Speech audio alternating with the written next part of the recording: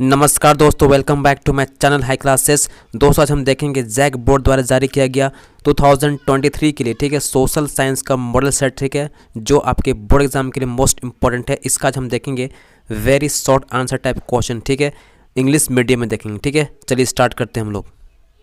और एक बात आप ध्यान सुन लीजिए, ठीक है, जो भी मॉडल सेट प्रश्न, ठीक है, जैक बोर्ड द्वारा जारी किया गया है, चाहे वो साइंस का हो, सोशल साइंस का हो, इंग्लिश का हो, ठीक है, जिसका भी हो, ठीक है, सभी मॉडल सेट पर्सन, ठीक है, मोस्ट इंपॉर्टेंट है, इसको करना बहुत जरूरी है आपके लिए, ठीक है। चलिए स्टार्ट करते हैं हम लोग। क्वेश्चन नंबर 1 देखिएगा, who hosted the Congress of Vienna in 1815, ठीक है। अब इसका आंसर देखिएगा, ठीक है, the Congress was hosted by the Austrian chancellor Duke Metternich, ठीक है। आपको आंसर यहीं तक लिखना है, ठीक है, लेकिन मैं यहाँ थोड़ा सा बढ़ा दिया हूँ ताकि आपको एक मार्क्स क्वेश्चन यहाँ पूछता है, ठीक है, कि ट्रीटी ऑफ वियना कब हुआ था, 1815 में, ठीक है। तो आप एक मार्क्स के लिए भी इसको याद कर लीजिएगा, ठीक है। अगला सवाल देखिएगा, where and when was the first modern cotton textile mill set up in India, ठीक है। इसका आंसर देखिएगा, the first successful modern textile mill was established in Mumbai in 1854, ठीक है। एकदम मोस्ट इंपॉर्टेंट क्वेश्चन, ध्यान दीजिएगा।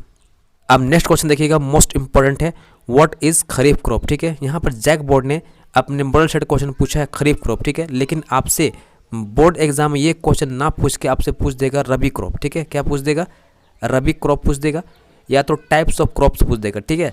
तो इसीलिए मैं बोलता हूँ कि जो आपका मॉडल सेट क्वेश्चन है उसको ध्यान से देखना है, ठीक है, कि क्वेश्चन कहाँ से बना रहा है, ठीक है। तो इसके अगल बगल आप देख लो अच्छा से, ठीक है, तब आपको पूरा तैयारी हो जाएगा, ठीक है। अब इसका आंसर देखिएगा, kharif crops also are known as monsoon crops, ठीक है। These are the crops that are cultivated in the monsoon season. The kharif season differs in every state of the country, but it is generally from June to September होता है, ठीक है। उसके बाद इसका example बहुत मोस्ट इंपॉर्टेंट है। The kharif crops include rice हो गया, मेज हो गया, फिर सोरगम हो गया, पर्ल हो गया, ठीक है, मिलेट हो गया, बाजरा हो गया, फिंगर मिलेट हो गया, रागी हो गया, सीरियल्स हो गया, ये सब क्या है एग्जाम्पल खरीफ क्रॉप्स का, ठीक है। अब नेक्स्ट क्वेश्चन देखिएगा, right any 2 challenges of democracy, ठीक है। अब इसका आंसर देखिएगा, challenges of democracy, some of the challenges of democracy are as follows, ठीक है। नंबर 1 पॉइंट देखिएगा, corruption and inefficiency in many democratic countries. The political leaders, officers tend to be corrupt, dishonest and insufficient, ठीक है, इसका perfect answer हो गया। उसके बाद नेक्स्ट पॉइंट देखिएगा, a lot of people are forced or bribed to vote for a particular candidate और party, ठीक है। आप अक्सर देखे होंगे चुनाव में, ठीक है, जो बड़ा पार्टी होता है पैसा फेंक के वोट लेता है, ठीक है, बस वही होता है, करप्शन होता है, ठीक है। अगला सवाल देखिएगा, which subjects came under concurrent list, ठीक है। यहाँ जैक बोर्ड के मॉडल पेपर में कंकरेंट लिस्ट दिया, ठीक है, तो आपका जो टाइप ऑफ लिस्ट है ना सबको तैयार कर लेना, ठीक है, ताकि उससे क्वेश्चन पूछ देगा वो जैक बोर्ड, ठीक है। इसका आंसर देखिएगा, concurrent list includes subjects of common interest to both the union government as well as the state government, ठीक है, सच एज एजुकेशन हो गया, फॉरेस्ट हो गया, ट्रेड हो गया,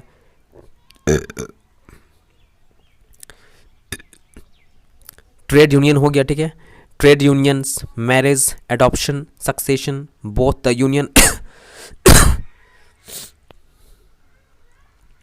both the union as well as the state government can make laws on the subject mentioned in the list, ठीक है, उसको बोलते हैं हम लोग concurrent list, ठीक है। अर्थात concurrent list में क्या होता है, जो स्टेट गवर्नमेंट होता है, जो सेंट्रल गवर्नमेंट होता है, दोनों मिल के लॉ बना सकता है, ठीक है, लेकिन जब विवाद होगा ना तो उस समय जो सेंट्रल गवर्नमेंट लॉ बनाएगा वही मान्य होता है, ठीक है। अगला सवाल देखिएगा, why money is called medium of exchange, ठीक है।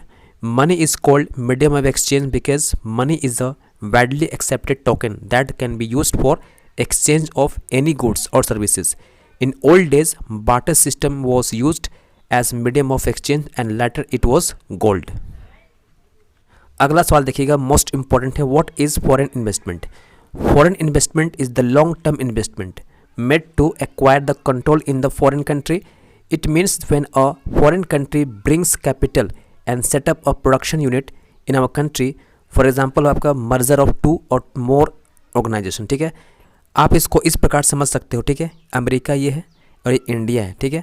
अमेरिका का बड़ा कंपनी है आपका माइक्रोसॉफ्ट, ठीक है।